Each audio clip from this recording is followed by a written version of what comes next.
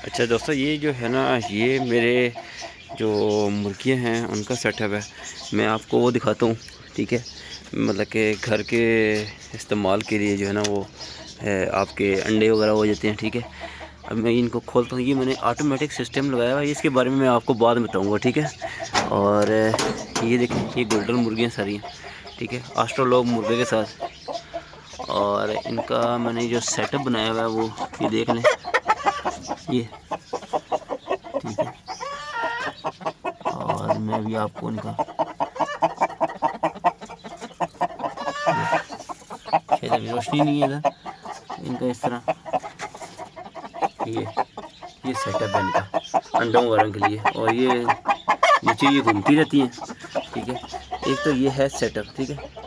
और ये जाली लगाई हुई है हवा के लिए, जब सर्दियाँ आती हैं उनको बंद कर देते हैं, ठीक है। और अभी चलते हैं दूसरे सेटअप की तरफ, वो मैं आपको दिखाता हूँ।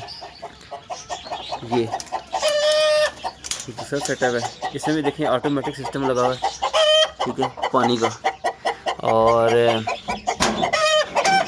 ये वेंटिलेशन की लगी हुई है, इसकी बैक साइड भी वो है।